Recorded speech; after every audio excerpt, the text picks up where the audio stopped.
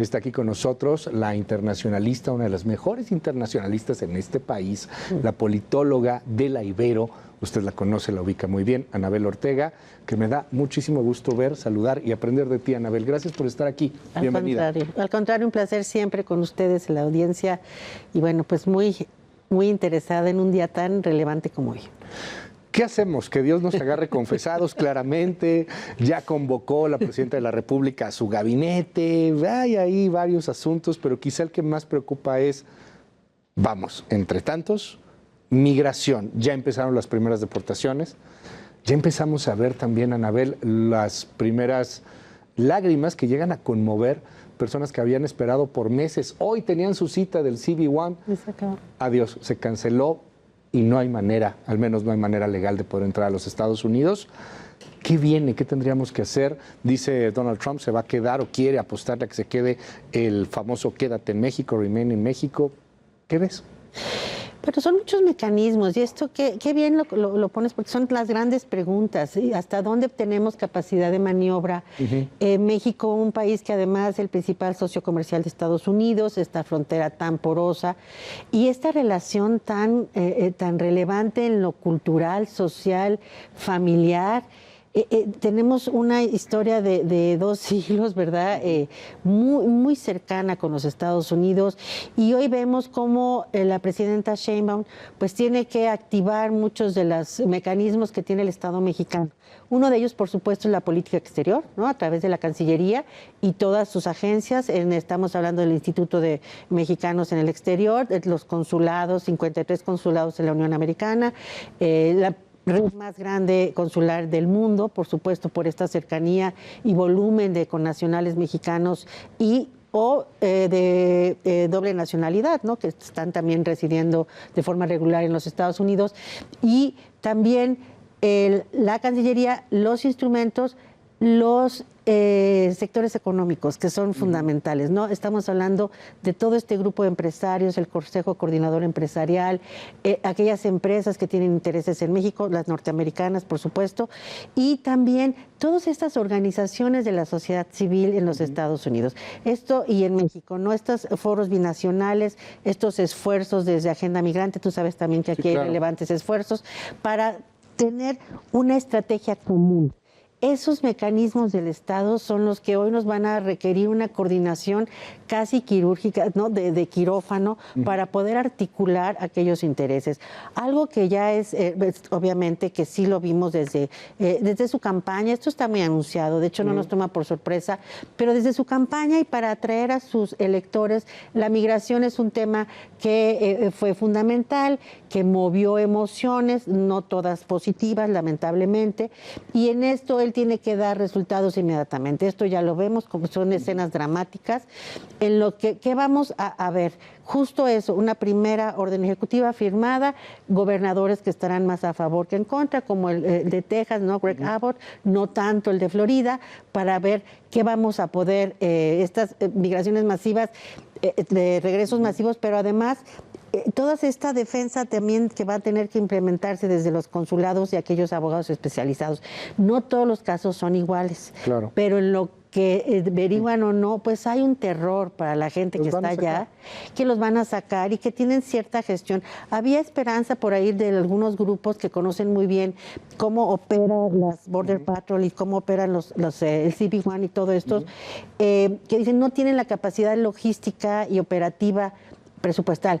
No necesariamente es importante cuando lo que siembras es terror y cuando siembras violencia verbal que hace que los migrantes mexicanos sean mal vistos. Ahora, lo que bien mencionas, aquellas otras nacionalidades en las que México tiene que tener una posición muy estratégica. Vamos a recibir a aquellos de otras nacionalidades.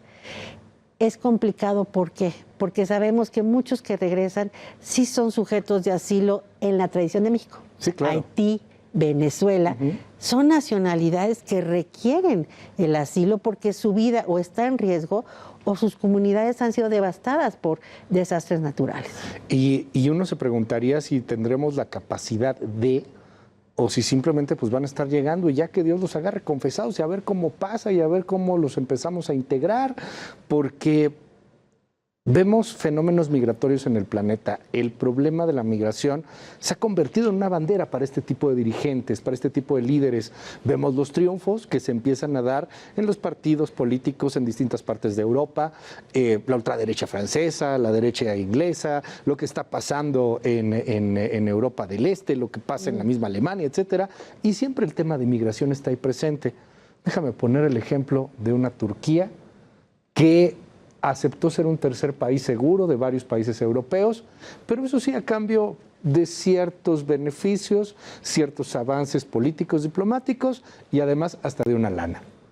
Aquí en México, ¿qué podríamos hacer? ¿Podríamos negociar algo así? Digo, porque va a pasar, nos los van a mandar. Sí, desde luego que sí. Algunas nacionalidades sí tendríamos que acogerlos en esta tradición de asilo. Hablamos de Haití, Venezuela, este tipo de países. Habrá otros que no, que sí ha dicho la presidenta Sheinbaum que tienen que ser regresados en coordinación con sus países. Hay encuentros ya diplomáticos del canciller con Honduras, con El Salvador, con Ecuador, con otras nacionalidades para poder generar estos retornos a sus países de origen. Sí, hay excepciones en todos los casos, pero tenemos la capacidad, yo creo que ningún país la tiene. Claro. Y lo digo con certeza porque estamos hablando que hoy el problema, como bien lo mencionas, en varias regiones del mundo, es un tema que la globalidad trajo consigo, la cultura extractivista, el capitalismo extractivista que devastó ciertas zonas, sobre todo en términos ambientales, han generado que muchas poblaciones tengan que emigrar. Y esto, bueno, lo llamamos, hay muchos estudios desde las Naciones Unidas que hablan de la migración involuntaria, unas por desastres naturales y otras por faltas de oportunidades y o seguridad, que ha sido terrible, sobre todo también en México, ¿no? Entonces, ¿qué tiene que hacer México? Yo sí creo que tenemos que nosotros ser los grandes impulsores de una nueva narrativa. Yo lo he estado diciendo en todos los foros. La migración es el procedimiento. Se llama movilidad humana. Porque todos, o sea, las civilizaciones se han construido a partir de la movilidad humana. La migración es el proceso de ingreso, egreso, trámite. Entonces, tenemos que ser propulsores de esta nueva visión en el mundo a nivel global. Y en el caso de los países, el país tercer seguro, Turquía es un ejemplo atípico también, por una razón. Turquía tiene acuerdos para poder ingresar a la Unión Europea, tiene intereses, tiene capacidad operativa por ser un gobierno más controlador y tiene también una visión de los recursos distinta a la de México por una razón. En el momento en que se aceptan recursos para esto, te haces responsable de la seguridad de esos migrantes. Claro. Y yo me pregunto, y es por eso que lo llevo a tu pregunta, yo me pregunto si realmente México tiene la capacidad de garantizar la seguridad de todos esos migrantes por los que algunos recursos llegarían. Y déjame ir a lo políticamente incorrecto, porque es políticamente incorrecto, pero lo políticamente incorrecto gana los países más poderosos del mundo, al parecer. ¿Qué pasa si no todos los migrantes que llegan, porque también es cierto, son necesariamente personas buenas, personas honradas, personas que quieren trabajar? Estamos preparados, y hay gente que está muy preocupada en Tijuana, en Nuevo Laredo, en Sonora, etcétera, todo el norte, Coahuila, porque dicen, oye, es que a veces sí llegan personas pues que nos ponen en broncas de seguridad, en broncas de salud, porque no hay ni siquiera en dónde poderlos refugiar, pero en algunas otras ocasiones, pues no necesariamente todos son buenos, a lo mejor en su mayoría sí, pero hay una parte que preocupa demasiado. ¿Estaremos preparados al menos para saber quién llega? Pues desde luego yo coincido con esa visión de muchos a nivel de los gobiernos locales. Digo, no a extremo como la gobernadora de Chihuahua, perdón, no sabe lo que es portar un pasaporte mexicano. Los mexicanos podemos vivir en cualquier municipio del país. Sí, claro. Ser mexicano es libertad de tránsito, es un derecho constitucional. Sí. Y dice, porque los van a mandar a sus municipios, perdón, pero México es territorio de los mexicanos. Ahí si trae pasaporte mexicano, se sabe el himno, puede estar en Ciudad Juárez, le guste a Maru Campos o no le guste a Maru Campos, lo siento. Pero tenemos desde este extremo que no, espero que haya reflexionado la gobernadora por su... Yo creo que fue un desliz. Yo creo que sí, pero tiene una gran responsabilidad histórica también en este momento, ¿no? Pero hay sí preocupación de los gobiernos locales, que hay que decir, es cierto, ¿no? La capacidad operativa de servicios urbanos, etcétera, y también las poblaciones con todo el derecho de decir, bueno, esta gente, ¿cómo los van a controlar? Yo sí creo, y esto fue muy criticado en el sexenio anterior, que hubo alguna securitización de la frontera sur, que mal vista, porque en mi opinión quizá mal ejecutada, pero con mucho sentido. Sí necesitamos saber quiénes están en territorio nacional.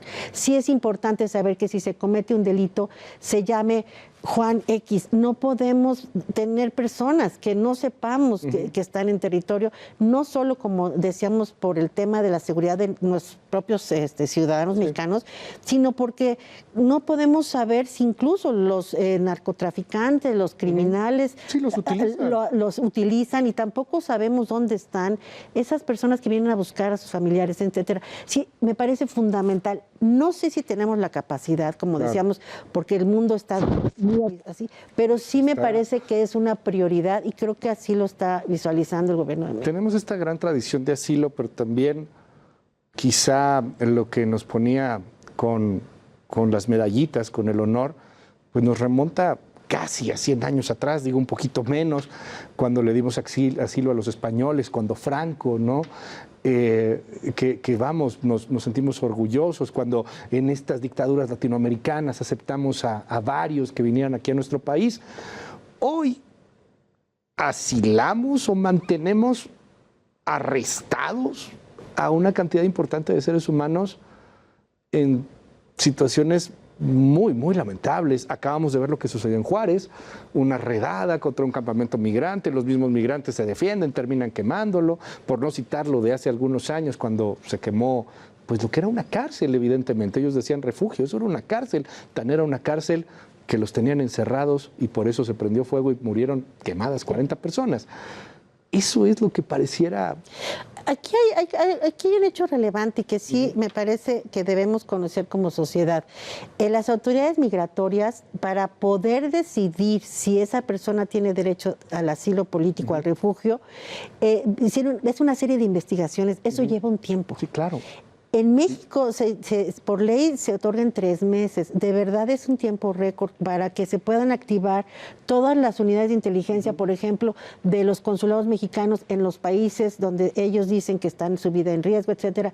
No es un proceso fácil. Ahora, estos volúmenes sí no tienen precedentes, y ahí sí yo creo que sí el gobierno como tal, ahí sí su única responsabilidad totalmente operativa es facilitar que estos albergues, estos centros de detención, en lo que se revisa su condición migratoria, su condición de asilo posible, sí requiere de una atención muy delicada, porque vemos que hay mujeres, niños, sobre todo la infancia está en muchísimo riesgo, y lo que sí me parece es que ahí tendríamos que tener no solo la responsabilidad como gobierno de México de estos 3 meses, sino también de las condiciones básicas humanas, porque si vamos a entender todos la movilidad como un fenómeno normal, como un fenómeno al que debemos apelar, para también nuestros connacionales en los Estados Unidos debemos hacer lo propio.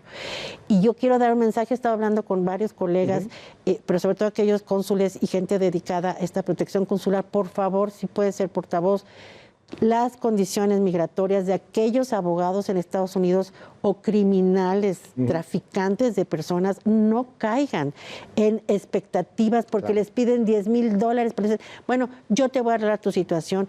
Si de verdad el Consulado de México, donde estén, y una organización seria, no les da expectativa posible de quedarse en Estados Unidos, no paguen a estos criminales, por favor, porque les generan otros problemas, les hacen mentir, hacen una serie de recomendaciones que no los van a llevar a buen puerto.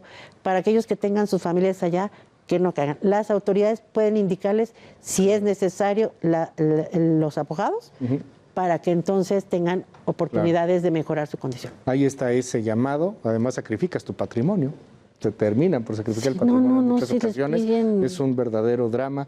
Lo estaremos platicando aquí, Anabel. Ojalá que esto salga bien. Vienen retos fortísimos en estos próximos meses, en estos próximos años. Y si nos das oportunidad, ojalá que tengamos tu luz aquí en este espacio. Ay, como siempre, un placer, un gran programa y una gran responsabilidad de este medio de comunicación, del que con gusto siempre estaremos. Gracias, gracias.